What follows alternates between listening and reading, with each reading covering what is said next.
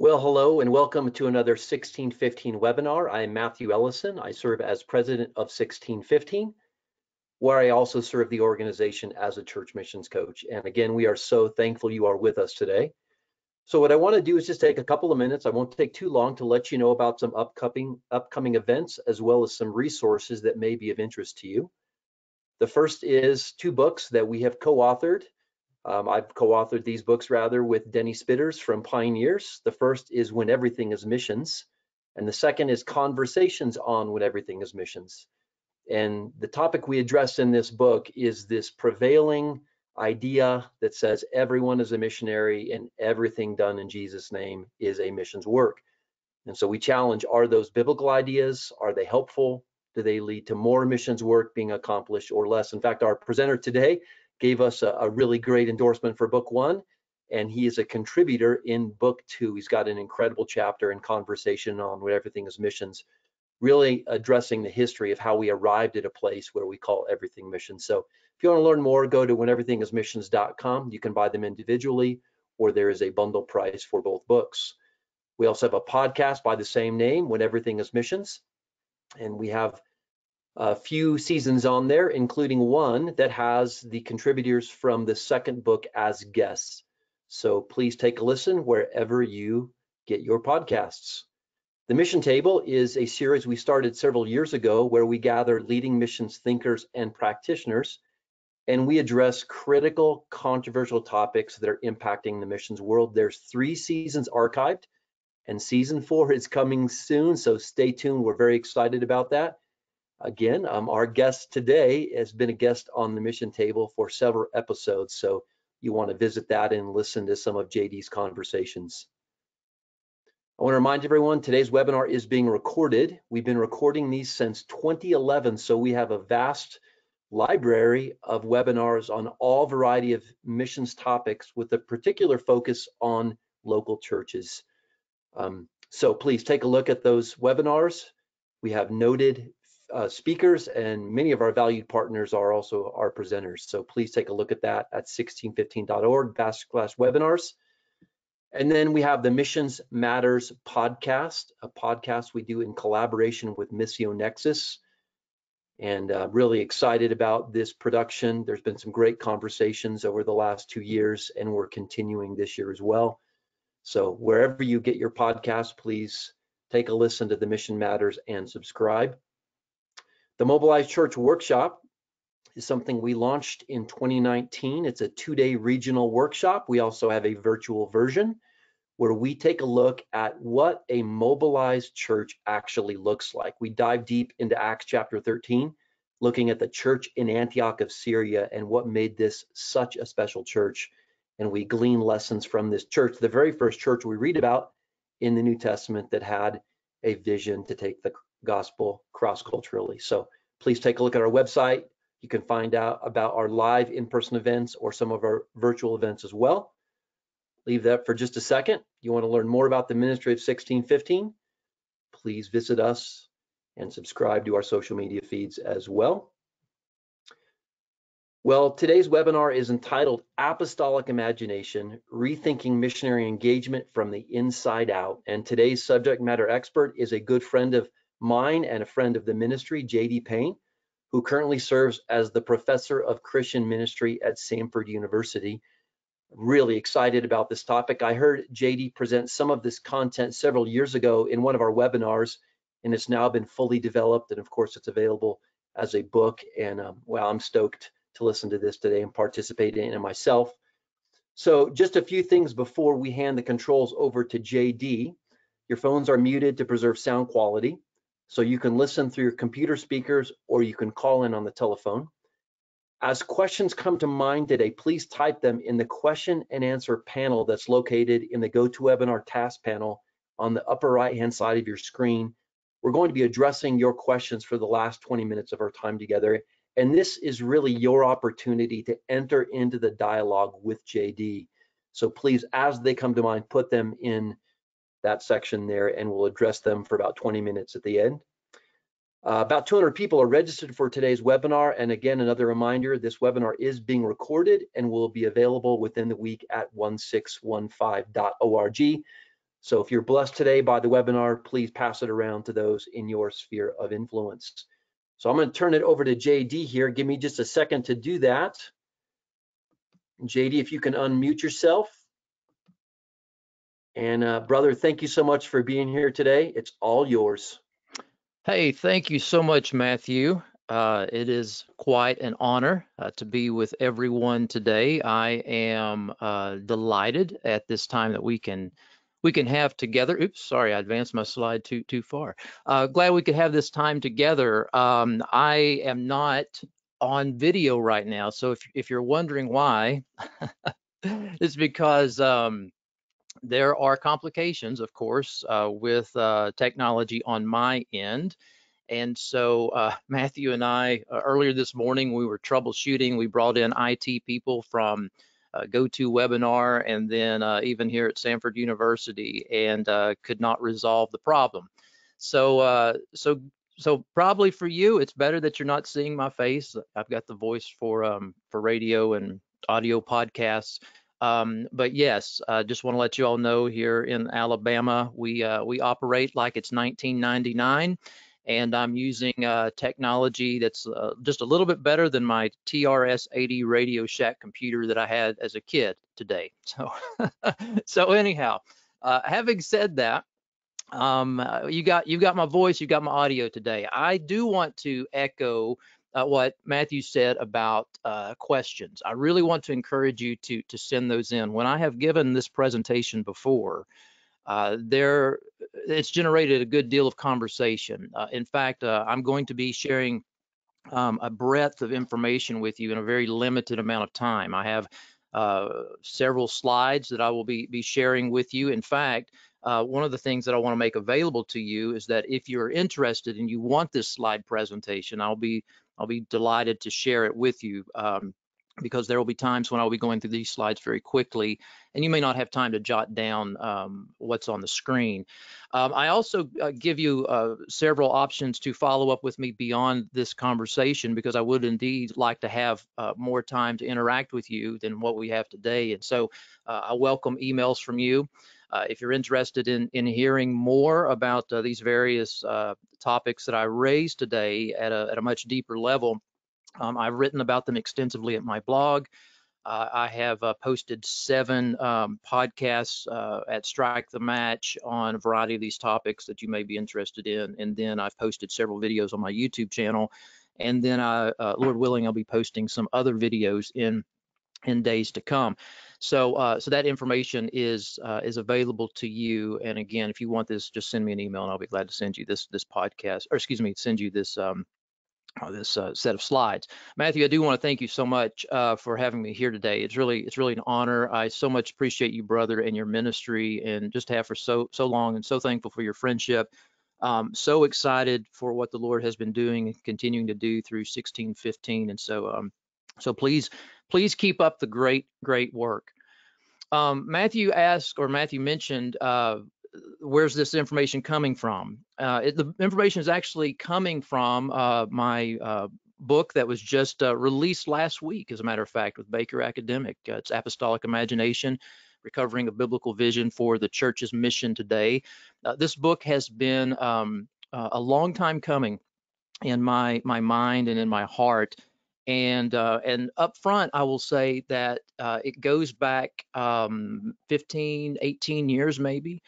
And it was some of these ideas, some of these thoughts, and the Lord has allowed me to be able to write this and put this together, and I'm very thankful for that opportunity. It is a book that is different from some of my other writings, but clearly, it has my fingerprints on it. So if you're familiar with some of my other works, clearly that missiology and theology is found in here. But this book is very comprehensive, and it is calling for a systemic shift in the way that we as evangelicals think about our global task, our Great Commission work. And it's not a book that provides quick and easy answers. I make suggestions, things that I think we need to really consider as we move forward in light of the global task that we have before our Lord's return. But the reality is that we have not gotten to where we are today in evangelical work overnight. And some of the things that I think we need to readjust and refocus on will not come easy. And then for some groups, there will be no change. For other groups, there will be some change. And for other groups, I think there will be very significant change happening. And you'll see a little bit more about this as I talk through this today. The book actually breaks down into two major components. I talk about foundational issues that really set the base for what takes place in the latter half of the book, or is actually more than half, but the latter part of the book, the reimagining aspect. And so in the foundation aspect, I talk about what am I referring to when I say apostolic imagination, and what are some of those challenges that are there. I'll define apostolic imagination in just a second. I'll talk about some of the challenges, but I'll do so by going through the reimagining section of the book. So I'm going to spend most of our time today, after I mention my definition of apostolic imagination, taking us very quickly through that second section there, the reimagining aspect, to think about reimagining language, identity, priority, function, location, strategy, and the role of the church in the West and throughout the world, and why I think we need to reimagine some of these things. I won't get deep into the issues on apostolic identity in the New Testament and apostolic function. You'll see those things come out when I go through the reimagining discussion this day. But I spend a good time in that first part of the book really looking at some of the exegetical work in the New Testament, or doing some exegetical work in the New Testament, looking at apostolos and some of the things that are related there to us practically. So having said that, having that in our background, today I'll spend some time dealing with that first bullet point and then quickly going through those latter several bullet points underneath the reimagining contemporary missions side. But to begin, I want to share an embarrassing story with you. And it goes back to a time when I did not have a smartphone. And it goes back to a time that I did not have a GPS system in my car or on my dashboard, but it led to me purchasing one of those great Garmin devices that sat on my dashboard before I got a smartphone. And here's the story. The story is that I'd been living in Louisville, Kentucky. I was a professor at Southern Seminary for 10 years, and I'd been living in Louisville, Kentucky. And I had some meetings in Birmingham, Alabama, which was 6 hours south, a direct shot on Interstate 65. And I drove down to Birmingham, had meetings there, and that night I left to drive back to Louisville, 6-hour drive. I left about 6 p.m. after dinner. Had class the next day, and I got to Nashville around 9 o'clock. It was dark at that time. I had driven the route from Nashville to Louisville, just a straight shot on Interstate 65. I'd driven that route probably 20 or 30 times, and I was very familiar with the route. But I was excited about some things going on, some things that the Lord was doing. I was praying. I was spending time worshiping the Lord. I spent time on the phone talking to some other friends and talking to my wife. I roll into Nashville. It's about 9 o'clock at night. There's construction going on in downtown Nashville, and I'm looking forward to getting home, getting to bed around midnight, and class the next day. But here's where the story takes a turn, pun intended, in an embarrassing direction, and that is, I got on the wrong interstate. And instead of continuing north out of Nashville into Louisville, I got on the interstate and went west. And what is so embarrassing about this story is that I did not know that I was going in the wrong direction for 2 hours. I spent over 2 hours, almost over 2 hours, driving in a direction that I thought I was going in the right way, in the right means. I was doing great things. I was thinking about some great things. I was having great conversations. I was processing some good things, and I was moving forward. I was making progress, getting out of Nashville. But the thing is that while going in the right direction, being distracted and doing busy things, I ended up going over 2 hours out of my way. Incredibly embarrassing story. Did lead to the purchase of a Garmin that very next week. And so I tell you that story, and I write about that in the book because I think that, unfortunately, matters of distraction and busyness are not limited to just my detour in my journey. But I think that among evangelicals, that has become part of the church's present reality. In other words, we find ourselves doing a lot of great things in the world, a lot of wonderful things, a lot of things that are clearly biblical and are clearly part of our kingdom calling.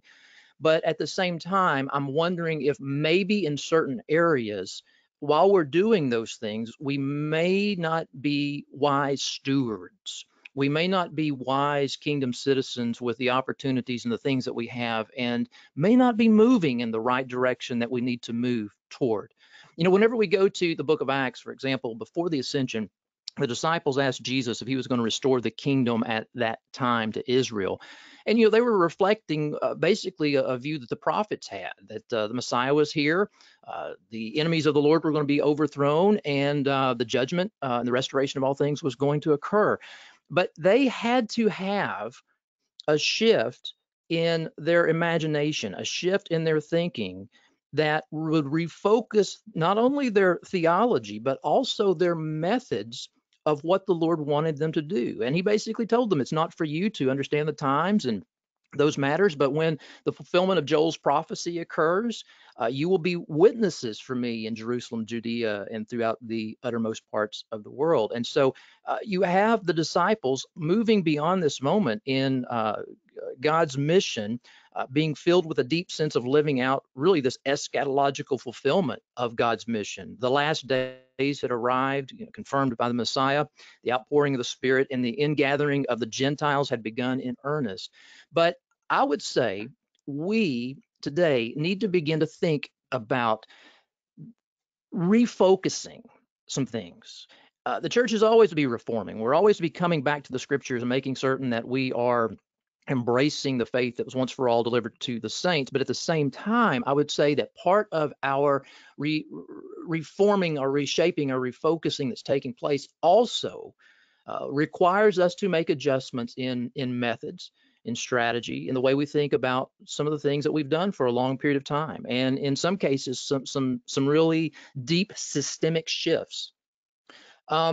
I am going to do something that oftentimes nonfiction writers do not do when it comes to talking about their books, and that is do book readings. You go and hear a fiction author at a book signing or something like that, and that individual, he or she will do book readings. But usually not with nonfiction writers. I'm going to put some slides up on the screen. I'm not going to spend this whole time reading from the book. Don't think that. But I feel like I need to put a few slides on the screen to kind of help you get an understanding of what I'm talking about in thinking about the shift that I think needs to occur in our imagination, and exactly what does that mean when I say apostolic imagination. So let me read a little bit from the book to you today. So here we go. Yet, with all the discussions, publications, and missions taking place, a great deal of confusion remains. The language of mission is unclear. Michael Stroop, of course, wrote an excellent book on this topic, just came out recently. Is missions passing out gospel tracts in China or overseeing food distribution in Nicaragua? Is missions church planting in Iraq or constructing a building for a church in Russia? Or does missions include all of these examples and others as well? Identity is unclear. Is every Christian a missionary, or only those who relocate their lives to a remote location overseas? Matthew was talking about that earlier when he was talking about the book he and Denny wrote on When Everything is Missions. Are doctors and teachers missionaries, even if they do not share the gospel? Or are evangelists the only missionaries? The purpose and priority of missions is presently unclear. Do missionaries go to help serve people with great physical needs? If so, what is the difference between them and any non-government organization? Do missionaries go and share the gospel and do nothing related to social justice and physical needs? Is evangelism the priority, or social needs? Or is there no overarching mission priority at all, but rather multiple equivalent actions? Practices today are unclear. What are missionaries to do on the field? Are they to be involved in church planning activities? Are they to be involved in relief and development? Are they to be involved in training leaders, caring for the environment, freeing those captive to human traffickers, alleviating poverty? How should funding and sending structures be established? Should the church spend most of her money at home or abroad? Should people be sent to reached or unreached areas of the world, or are all locations equal? How should pastors be involved in sending church members to the nations? People are making inquiries about the church in the West. Is the West a mission field? If so, it is unlike anything that has been traditionally labeled a mission field. If the West is a mission field, then how should the church, which operates from a pastoral hegemony, I'll talk about that later, function in contexts that demand apostolic work and not pastoral work? What about the role of the church in the West in a post-colonial age? If the church is larger and growing at a faster rate in the majority world, then how should Western churches consider the future of their kingdom labors? What does biblical partnership look like in the 21st century? My reason for writing this book is that the church has lost her way in the disciple-making task.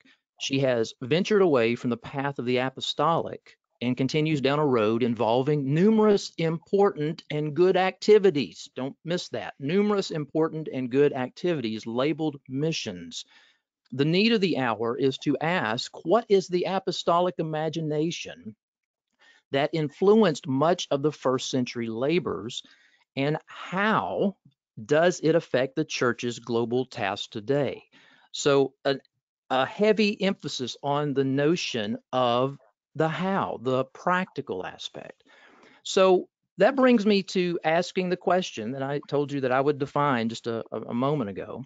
And that is, how am I defining this concept, apostolic imagination? Because there are others out there that have been talking about this for some time and have done a great deal writing on this this topic, and I've been influenced by many of those folks, and have many of them are good friends. But how am I speaking about this concept of apostolic imagination? So here's the way that I would explain it from my viewpoint. During the first century, the apostolic imagination was a spirit-transformed mindset that helped facilitate urgent and widespread gospel proclamation, disciple making, church planting, and leadership development. It established a mental framework related to strategy. If I could say it another way to kind of bring it up to a contemporary expression, the apostolic imagination was something that gave those apostolic teams, that work that the church was engaged in the first century, it gave them a sense of if I can use the expression, maybe a scorecard, if you will, or some means by which they could evaluate their stewardship as kingdom citizens in light of God's expectations. In other words, the notion of the apostolic imagination is something that is connected to history and present reality. It demands returning to the text and asking questions related to both belief and practice. So when I'm talking about the apostolic imagination, I'm talking about something that is not just saying, hey, what was the apostolic doctrine that we want to embrace? But it also asks the question, what were those apostolic acts that they engaged in? What were their practices that they were giving significant attention to? The apostolic imagination calls the church to be the present, or excuse me, calls to the church in the present to be a wise steward with her time and resources in light of God's mission. The apostolic imagination does not neglect church life after the first century. Church history is very important. We've got to learn from it. So don't forget that. But here's the thing: apostolic imagination challenges the church in every age to evaluate her predecessors and their practices. There's much to learn from church history, but not everything learned is worth applying in the present. And so when I'm talking about the issue of apostolic imagination, every generation needs to continually return to the scriptures to make certain they are aligning themselves with what we see in the text, within the scriptures. But again, not just the notion of what they advocated, their doctrine, but also the things that they gave their attention to, the priorities, the things that they used to describe their sense of identity and who they were and what they were to be engaged in the task to which Christ had called them. So with that aspect in our foundational kind of category, let me shift gears and let me begin to talk about the concept of how this, I think, begins to impact our practices today, our language, our understanding of missionary identity, our concept of even discussing any sort of Great Commission priorities. So how does all that take place that foundational aspect, how does all that take place to then influence the things that we're doing in the present? And so this would bring us into that latter portion of the book, and that is the whole reimagining section. And so I began by saying we need to begin to reimagine the concept of language. And again, I mentioned Michael Stroop a few moments ago in his book. That is an excellent work on looking at the understanding of the contemporary expression of missions, and where we got that language from and things of that nature. I don't agree with all of his conclusions, but it's an excellent work. It's something worth considering. I cite him several times in my book. But if you think about this for a second, I mean, right now among evangelicals, we're using the same terms, we're using the same language, but we're using different dictionaries in the way we're defining the terms of mission. And that will affect the way we think about identity. That will affect the way we think about the functions that we're supposed to engage in. It will affect the way we think about financial resources, partnerships. So, for example, consider this, that even the most traditional and conservative evangelical pastors will announce on Sunday the youth choir's mission trip will take place next year as they go to Appalachia to sing in the worship services of another church. And the men on mission will be doing missions in Honduras this summer by installing a roof on a school. But today they are to pray for the missionaries planting churches in the Middle East among an unreached people. And so we find ourselves using this language, these expressions in a variety of different ways. And then depending on the audience to whom we're speaking, we sometimes will shift definition. So the big question I think we need to ask ourselves is, where did we get these words? And what we find is that these words are extra biblical terms, words such as missionary, missions, missional, if you will. But how did it come to be something that was so widespread throughout our vocabulary and the way that we think today? And the reality is that we find that these words are rooted in the 16th century, and that is Ignatius of Loyola began using those words quite extensively with application to the Jesuits. And again, Michael Stroop talks about some of the challenges that are there when we do such things. But I would say something we need to understand, and that is, if you create or you draw from extra biblical terms, you're going to come up with all kinds of different definitions based on your passions and interests and who you are and how you're wired. And so what began to happen in the 20th century is that there were some significant shifts that occurred in that language of mission. And it really came down to two parties. And I know I'm kind of generalizing here, but for the sake of time, I'll call them the traditionalists and the revisionists. And so the traditionalists were basically the people that had seen the language of mission, missions, missionaries as being something very restrictive. Church mission was related to evangelism, church planting, developing leaders.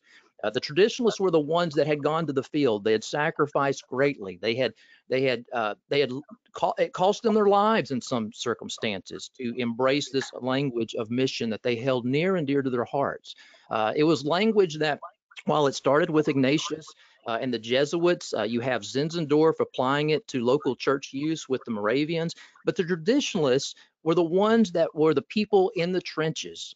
And if anything, they believed we deserve the right to give the definitions to these terms.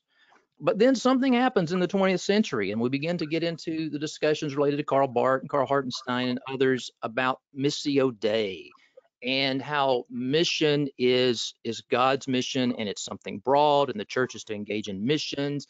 And so the revisionists come along in the 20th century, and they begin to say, wait a minute, throughout church history, at least the past couple of hundred years, we have had a lot of zeal and passion when it comes to these words and proof texts, but we really do not have robust biblical theology. So let's go back to the Bible, taking these extra biblical words, and let's develop a theology of mission. And so the revisionists come along and they begin to broaden the definition of these terms. And mission was broad. It becomes, therefore, very wide. And what happens in the 20th century is that mission activity becomes something that's equivalent.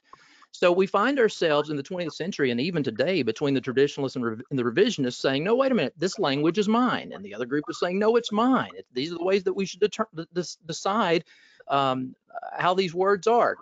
The traditionalists say we've got the zeal, we've got the passion. They're supposed to be narrowly defined. The revisionists say you don't have a robust theology to support these terms.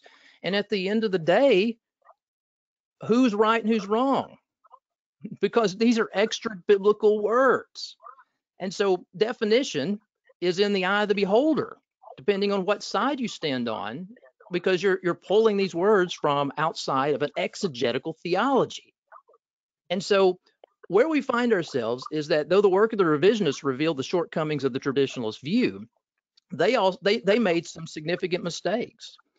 They basically said the apostolic work of the church became one equivalent function among many, and the urgency to communicate the gospel was lost. It was diminished. Just because God's activity is broad, it does not lead to the conclusion that the church's multiple actions are equivalent. It is true, the church was involved in many activities throughout the New Testament, but I would argue the apostolic functions received special attention, a matter often overlooked by the revisionists. And case in point, I would say Acts chapter 6 with the food distribution of the widows, and what was the response by the apostles that were there, and what was the response that Luke, or what was the attention that Luke gave whenever they found the people to oversee the food distribution, which was a very important ministry, but it wasn't something that was priority being given to at that point in time. So I would say we've reached a point where the church right now in the world can be engaged in mission or missions without even sharing the gospel. So we need to begin to think about something very significant, and that is the language that we use is important. And I would just add, instead of asking what is mission, missions, or missionaries, the church should be asking, is there a biblical terminology and emphasis when it comes to the church's identity and ongoing actions in the world, and what did those actions look like in the first century? Let me go to the next topic, identity. So reimagining identity, consider this for a second. If a teacher moves to the Middle East to teach in a Christian school, does that make him a missionary? If a certified public accountant takes a job in Asia and serves with a church planting team, is she a missionary, a CPA, or both? What does she tell others when asked, what do you do? Is it correct to refer to the short-term team of adults sent from their church as missionaries? Or what about a person in his country of birth who is serving among an unreached people group? So that brings us to the question of identity. So who are missionaries? One morning, I checked my social media feed, and someone said, I can't remember who it was, someone said, it's Sunday morning. As you walk into your worship area this morning, if you see anyone sitting by themselves, go over and talk to them, because today we are all missionaries. Well, the question is, are all Christians missionaries? And the answer depends on whether you're a traditionalist or a revisionist for the most part. So if you believe that everything is mission, which is a revisionist perspective, you would say, yeah, for the most part, all Christians are missionaries. But if you think mission is only restricted to evangelism and church planting, which is the traditionalist perspective, you'd say, no, that's not the case. If missions is about crossing cultural gaps, you're going to say, no, not all Christians are missionaries. But then again, there are some evangelicals out there that, regardless of their perspective, they would say those that are missionaries are those who are formally commissioned or sent by a church or an agency. And so I would begin to say, watch our language. And so what is a possible way forward? And I would add, we need to return to an apostolic identity. And again, you'd have to go back into chapter 3 and 4 in the book. And if you want to ask questions about that later, we can talk about that. So let me shift and say, we need to also reimagine priority. So right now, among evangelicals, when it comes to the issue of priority in our work, if you believe that there is any priority in the work of the church, you hold to a minority perspective. Among evangelicals, the majority perspective is that there are no priorities in what the church is supposed to be doing when it comes to this thing we call mission. So I would say that God's mission in the world is indeed broad and multifaceted. I think the revisionists got that right. But both the Trinity and the New Testament church reveal what I would say they got wrong. They reveal an apostolic priority related to God's goal of redemption and restoration of all things.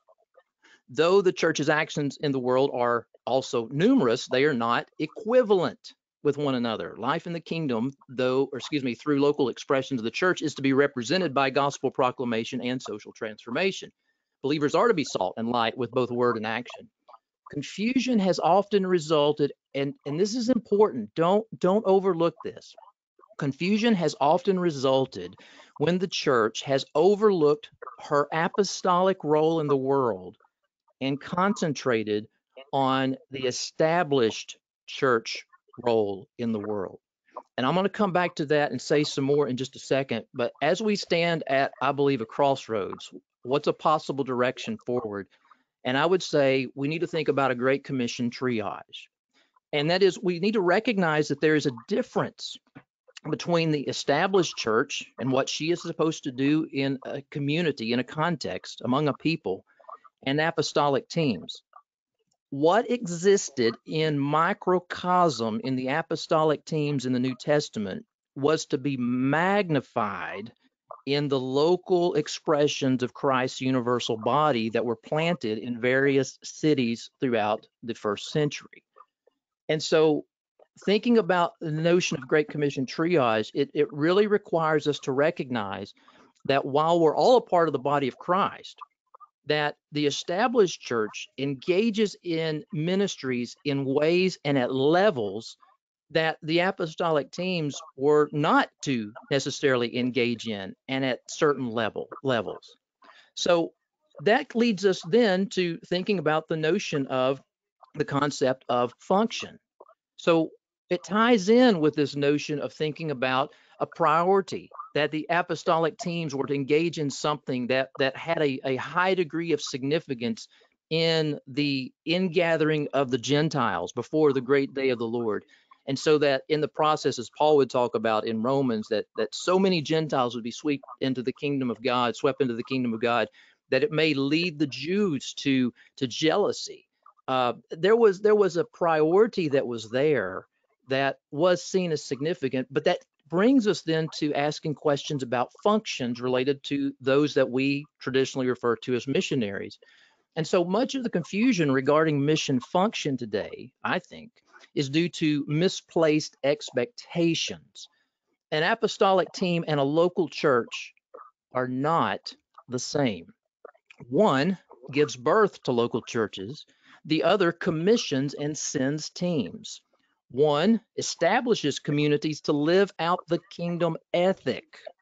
The other lives out the kingdom ethic in ways unavailable to the team. The expectation that teams are to engage in mission as broadly as churches is a gross misunderstanding of the primary activities of the apostolic. And so what I think we've done is that we've muddied the waters when it comes to thinking about local established church ministry and those sent into another context to serve. Broad is the way of the church, but narrow is the way of the apostolic teams. Now, let me pause here for a second and make this statement before I go any further. I am not a missionary. My calling and my background, of course, I'm a professor training folks for local church ministries and also for church planting work throughout the world. But I have served as a pastor for 19 years. My background and my calling has been pastor teacher, if you want to get into Ephesians 4, 11, and 12. So when I'm talking about these things, hear me say this from a pastor's heart and from a pastoral perspective. So with that in mind, broad is the way of the church, but narrow is the way of the apostolic teams. When the church speaks of mission, it is necessary to distinguish between the two. Herein lies a great failure in contemporary conversations. Little distinction is often made between the local church and the apostolic team. Many of the functions frequently described by writers today, excellent books out there on ministry today, many of the functions frequently described by writers today are to be applied to the local church's ministry, and they fail to recognize the narrow set of parameters out of which apostolic teams primarily operate. I even see this in writings that are geared toward missionaries. The authors write with the expectation that the things they talk about will be applied on the field. But in a pioneer context, there is no established church. There are no structures in place. And what they're describing is that which manifests sanctification over 10, 15, 20, 50 years. And so we're failing to recognize that there is a difference between contexts that have established church ministries and areas where there has been no foundation established. So what's a possible way to think about moving forward? And that is, and I'll go through this fairly quickly, thinking about returning to primary apostolic functions.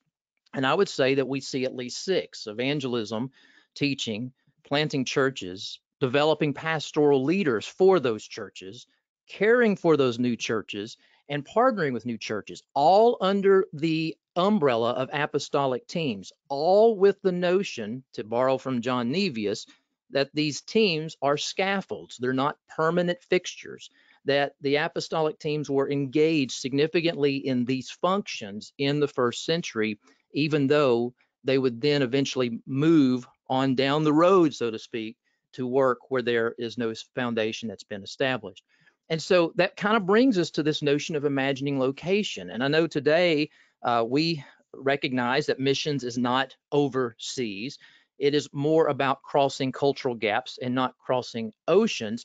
But where I find ourselves today is really standing at a fork in the road and recognizing that many of us are missing the thought of applying a Romans 15 approach when it comes to this thing called the apostolic work of the church. And that is, Paul had this burning desire to work where there was no foundation, to work where there was no structure and organization.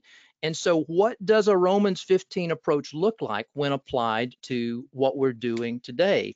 Because these are our present realities. And I know you're familiar with these numbers, 4.5 billion unreached in the world, frontier people groups making up 25% of the world's population. For every 30 people that we send, only one goes to the unreached. The United States is home to the 3rd largest number of unreached people groups in the world. Again, a story that a lot of us don't even want to talk about, but that's a reality that is out there. And so in light of this massive amount of need, what does it then look like to apply a Romans 15 missiology to what we're doing as a significant defining understanding of the Great Commission work that churches should engage in? And that brings us to the concept of reimagining strategy.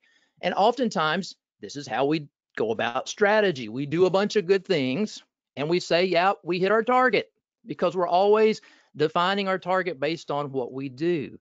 And so the wise kingdom steward would begin to ask some strategic questions. And I would say we begin with God's calling. How specific is it to the teams that we're sending out from our church, to the things that are going on in the world? We assume, obviously, the Great Commission. We need to ask questions. Are we being called to a very resistant people? I mean, many of those that were on the previous slide of the unreached, many of those are resistant, and it's going to require decades of sowing and watering. We know about that. But then I would say, regardless of where we're called, when it comes to the work that the Lord has called us to do, we need to think about, even among the most resistant, where is the gospel? Who are the most neediest, who are the neediest, if you will, and who are the most receptive, even among the most resistant? And so I argue that we need to think in terms of need and receptivity. I know this is classic missiology that's out there, but if we begin to recognize, even among the most resistant, where does the need, the lack of gospel access, where does it fall the highest, if you will? And where is the highest level of receptivity, even among people that are very resistant? And I would say that churches and mission agencies need to think about that as priority one. But then what about the areas whereby there's a great need for the gospel? There's not a lot of access. Churches are very few in number. Church to population ratios are very small. But at the same time, the receptivity is low. I would say give that a priority level 2 in your strategic thinking. What I have found is that for the most part, our approaches have been not with a stewardship in mind such as this, but it's more about we're just going to go and we're just going to do things. And in light of limited resources of people, time, financial resources, in light of the fact that the manager is coming back and he has left the talents with the servants, and we've got to be responsible with those, how should we live when it comes to the world in which we find ourselves? And I would say the apostolic imagination would speak into our world and would say we need to be wise in thinking about matters from a strategic approach. That brings us to thinking about the West. So, for example, we are finding ourselves in the West in what seems like a jumbled up puzzle, if you will. And so we're talking about things and are asking questions about the West. And the questions and the things that we're talking about are as follows. For example, is the West a mission field? It's traditionally Western countries. Obviously, I'm speaking primarily from a U.S. standpoint, but is the West a mission field? I would say yes, it is. Does it look like what we find in North Africa? No, clearly not. Does it look like what we find in Central Asia? No, but I would say it is. Is the West, the church in the West, still a leader in global work? And I would say yes, it is. We are not supposed to get off the field and sit on the bench. The Great Commission still applies, even with some of the problems in history. We still have to think about the wisdom that we have and the calling of Christ on our lives.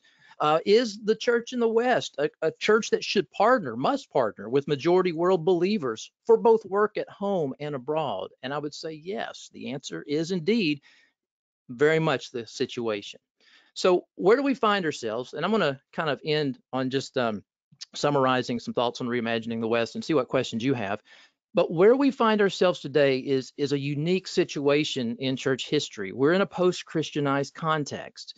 And so how do we engage in apostolic type work in a post-Christianized context, whereby geographically speaking, there is a great deal of pastoral ministry, established church ministry in place. And we got to think about that, because that's important. Right now, the way that we often approach ministry and work among unreached people, both at home and abroad, is through what I call a pastoral hegemony, that we wear pastoral glasses, and everything we see and the approaches that we take come more from a pastoral perspective than an apostolic perspective.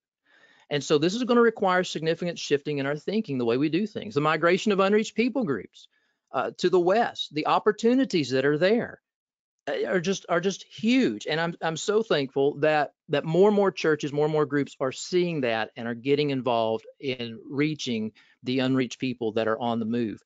The pastoral hegemony, as I mentioned a moment ago, again, coming from a pastor's heart, coming from who I am, I recognize I have to think in ways that are outside of my pastoral mindset, if you get my point.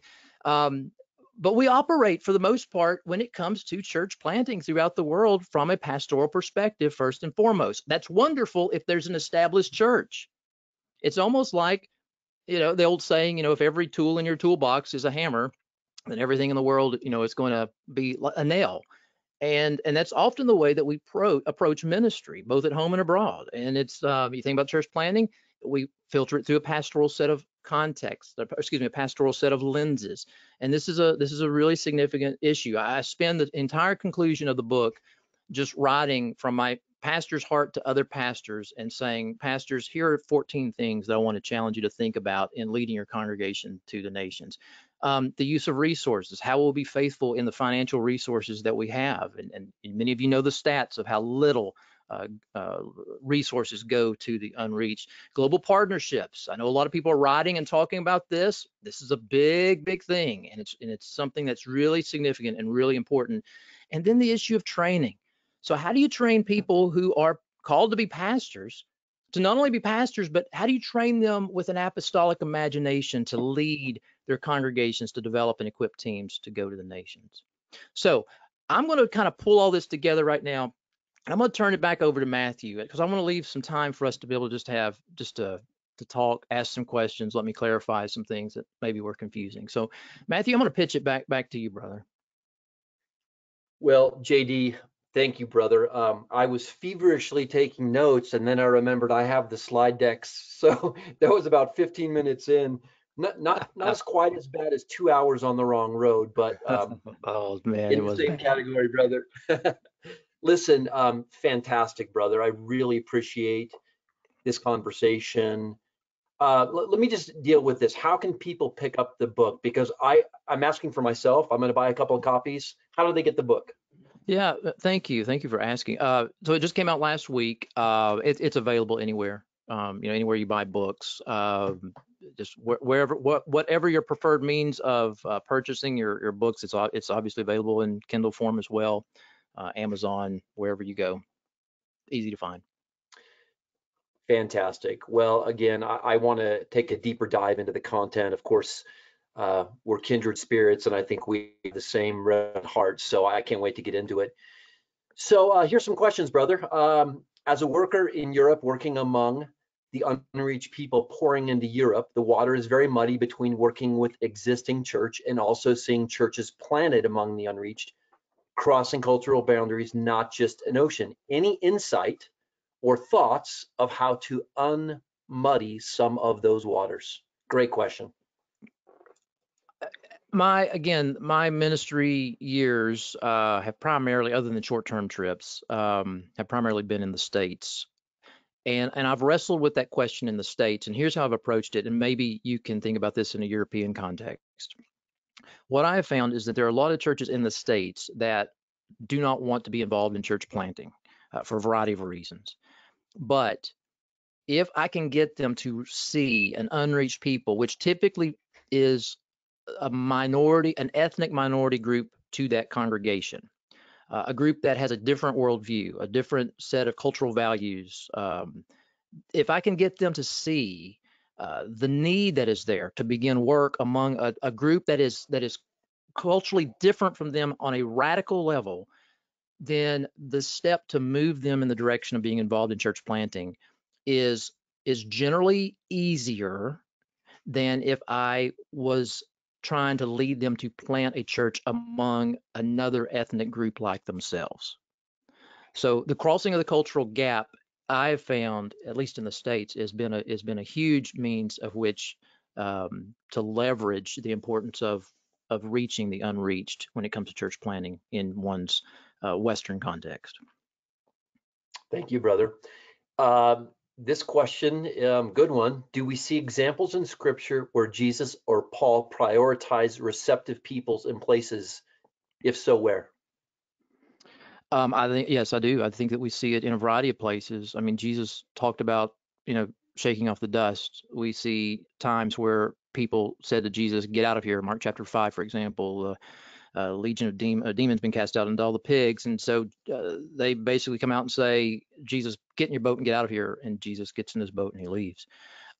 We see Paul in Corinth, Acts chapter 18, going out into the streets after they have stoned, persecuted him, if you will, and he basically shakes the dust off.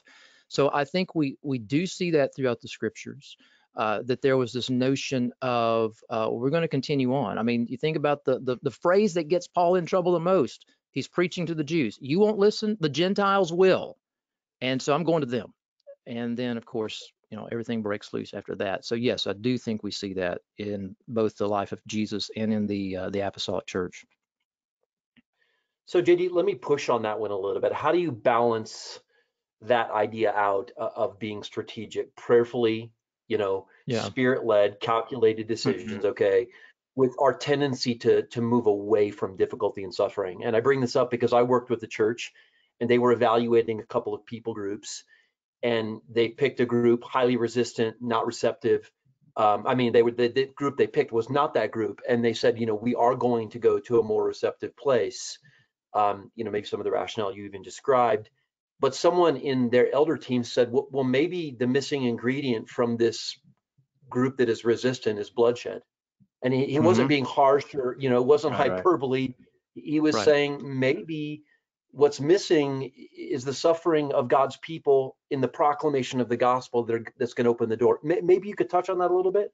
Yes. Yes. So when I train church planners, I get that question quite frequently. So a few years ago, I published a chapter in a book that EMS put out called Missions in the Context of Violence. And basically it was looking at Jesus and the Apostolic Church's approach to persecution, to opposition. And in the New Testament, we see at least three ways in which the church and Jesus himself even responded when opposition came about. And that is, there were times when there was engagement, head-on engagement. Sometimes it led to incarceration. Sometimes it led to martyrdom. But they also avoided it. There were times when the text says that they actually avoided going in a certain direction. And there were times when they fled. What is the answer for the contemporary teams? I don't have an easy answer. And I think you hit it, Matthew, on the head. And that is, when it comes to resistance, when it comes to opposition, when it comes to receptivity, I think a team has got to be dying to self and walking in the Spirit. They need to be in the know of their context. They need to understand what is their calling, and they need to be in great communication with one another as they are prayerfully seeking to discern what they need to do in the environment in which they are in. And so there is no one easy answer. There's no one easy answer to say, hey, because you're here, these people are resistant, you go somewhere else. I mean, you think about Paul Hadaway when he wrote his book, from headhunters to church planters, talking about the AO people in Nagaland. I mean, the story was that it was about 40 some years of just sowing and planting and watering before the first person came to faith. And it was like year 45 or 46 before the first church was planted. So there is no one answer. But I think that for some teams, they need to transition elsewhere. For others, they're going to be there for 45 years before they see the first church planted. Yeah, I think that's a great response, because exactly that. We see different responses. Sometimes there was an embracing of suffering, with this New Testament church, and sometimes they, whisked it all away. And Right. so I think prayerful decisions are in order here. So thank you for that. Is the apostolic imagination learned, or is it caught by the Spirit's activity in a heart? Does it get passed on from a Paul to a Timothy to the next in line? I think it's both. I mean, it clearly needs to come out of our exegesis of the text. We clearly need to have a robust theological foundation for what we do and why we do it. But at the same time, Paul would say, imitate me as I imitate Christ. And I believe that imitation was not just imitating him in his beliefs, but there was an imitation of even his practices. And so is there a sense of modeling? Absolutely. In 1 Thessalonians chapter 1, he writes to the church and he says, you became imitators of us and of the Lord. So us being the team, because he had just talked to them about bringing the gospel to them. And because you became imitators of us and the Lord, the word rang forth from you throughout Macedonia and Achaia. And we have nothing else that we could add to what the Lord has done among you as far as giving evidence of this. So is there a sense of 2 Timothy 2:2, what you've seen in me, pass on to others, you'll pass on to others? Absolutely. But it's both. It's constantly being in the Word and allowing our present structures, plans at times, organization, and traditions, and those things that we hold near and dear to our heart, even our definitions and language, to possibly die. So that we could move forward in a more excellent way. But is it also something that we model before others to raise up another generation and pass it on? Absolutely. Yeah, it's both and. Yeah. This is a great question, brother. There's some good ones coming in today. We're not going to be able to get to all of them, but I want to highlight this one. Having worked for a Bible translation organization that placed a high value on working with a local church, I have wrestled with the shortcomings of that model in places where there is no church. Would you say that Bible translation may be more a pastoral work than a missional work? Well, it's a great question, and there's not an easy answer. Um, I talk about in the book in the outset that this book is one. It's not to downplay anyone's calling. It's not to belittle other people or their sacrifices. And it's not to say that I'm trying to get less people to the field. I want more people to go to engage in orphan care. I want more people to go and engage in humanitarian aspects. I want more people to be involved in medicine and things of that nature. So to come back to that question is Bible translation is extremely important. But I would say that the organization needs to really think about how it's being used and what they're doing and what is their calling. And maybe their calling is to come alongside those established churches in majority world context, for example, and do that translation work. And it's primarily through an established church ministry, and that's wonderful. It needs to be done. Or maybe it's something else. Maybe it's tied into evangelism and church planting work as well. Different organizations are going to take things from a different approach. Some will tend to be more apostolic, some will tend to be more pastoral. So I think a lot of it's going to come down to what is the agency's purpose and in their calling and their core values and who they are in how they play out their strategy on the field. But there's a place for both of those, and whether it's more pastoral or more apostolic, both are very, very important in the kingdom. So I'm going to circle back to something we've already hit on because there's so many questions coming up about it, JD. It's this idea of prioritization of receptive groups or resistant groups, whatever. Is our call to prioritize those who are receptive, or is there also a priority to those who have no access? If we only follow the receptiveness, we will never get to many groups who God has called us to reach. Also, our people in the Muslim world have seen that often those seem the most resistant. When a movement starts, the growth is explosive in far greater than in least resistant groups. I know you've already hit on that, but again, I keep seeing it. I feel like we need to hit on it one more time. Yes, need takes priority over receptivity. So need for the gospel, you read throughout the scriptures, what do you see? The gospel goes to Jew and Gentile. The gospel is preached to the most resistant, as well as those who are saying, what must we do to be saved? So need always takes priority. And so I think when you operate from that principle, that's going to answer some of the nuances of that multifaceted question that is there, or questions. But I would say, even in the sense, and I said it in the presentation, but I know I went through it very quickly, that even if we're going to an area where there is no access, or let me say very little access, or maybe we're the first ones in, even if we're going to an area that is very resistant, for example, I would still ask the question, even in those situations, who are the people that are moving closer to asking the Philippian jailer question?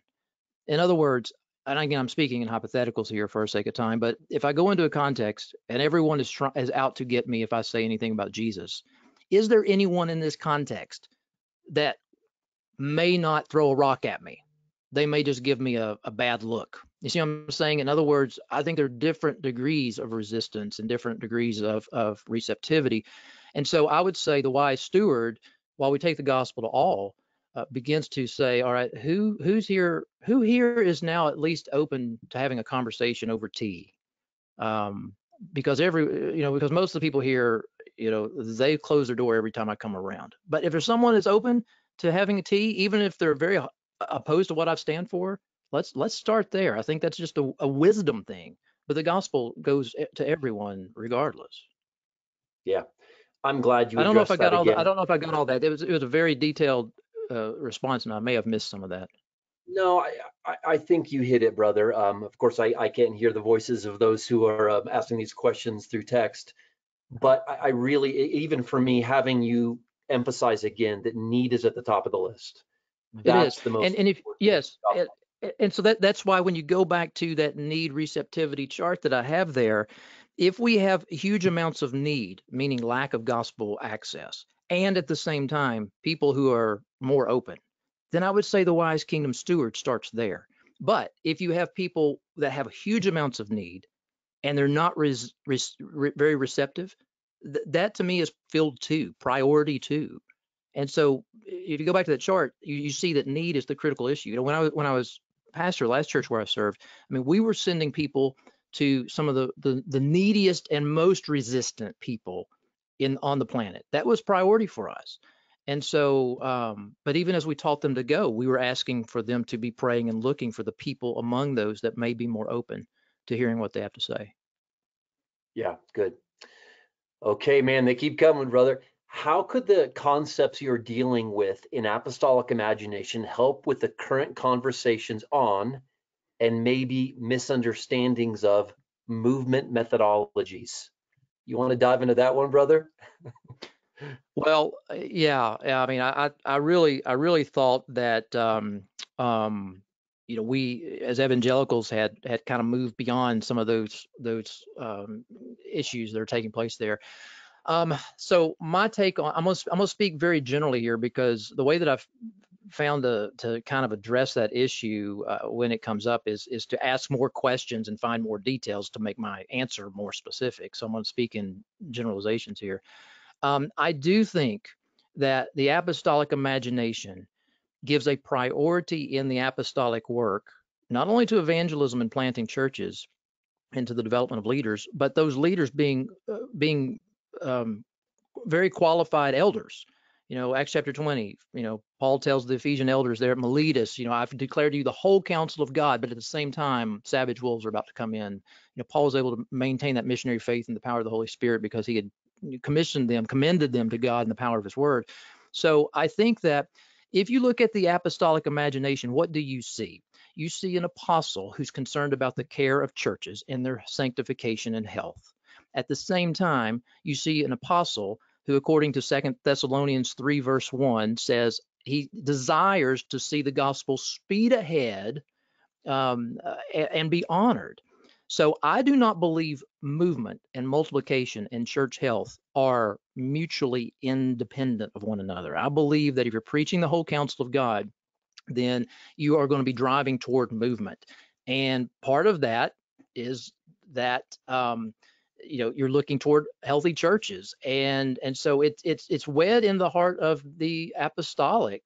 Healthy churches and the multiplication of disciples, leaders in churches is very critical. Again, 1 Thessalonians chapter 1, Paul boasts about how the gospel has multiplied, rang forth from the Thessalonians in both Achaia and Macedonia. They've been setting example to believers in other parts of the world. Acts chapter 19, as the gospel spreads throughout Asia as a result of what Paul was doing in Ephesus at the Hall of Tyrannus. I mean, you can't read the New Testament and say that the apostolic imagination is only concerned with one or the other.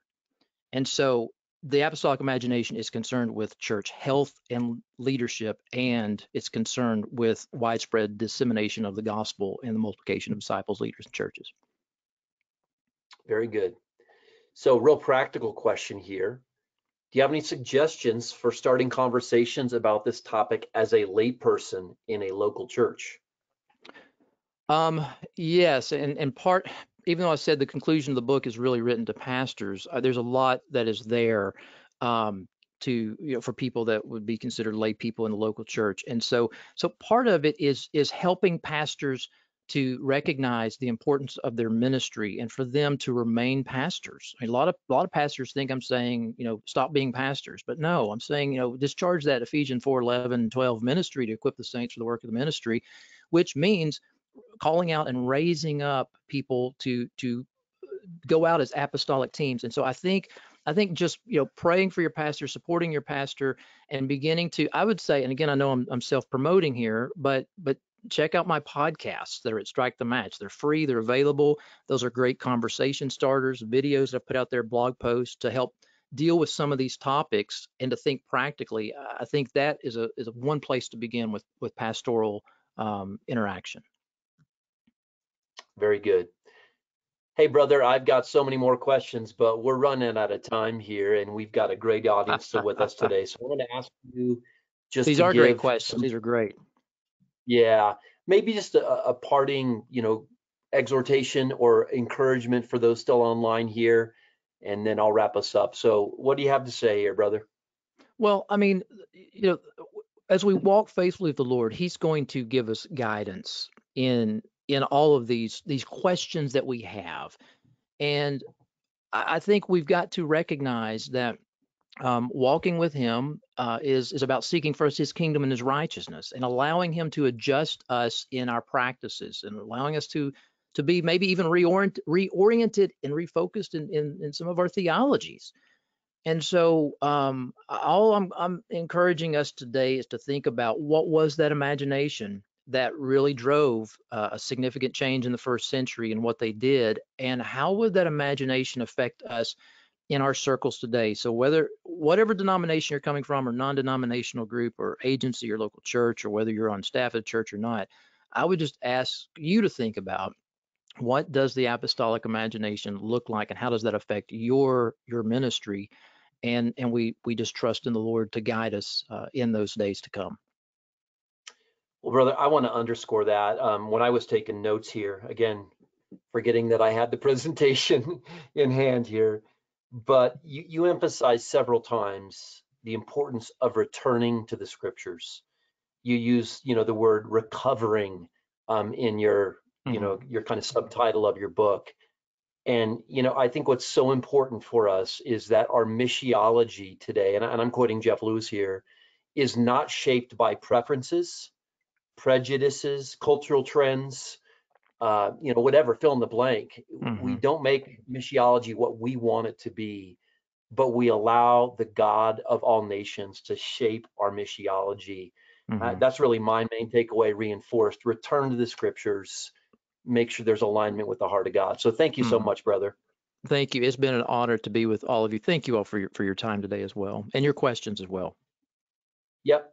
So yeah, man, I hope you guys pick up JD's book. I'm going to pick it up myself. I can't wait to read it, dig deep into this topic. But yeah, this has been recorded. So if you were blessed by this, please pass it on to those in your sphere of influence. This is Matthew Ellison for 1615 signing off. Thank you for being here.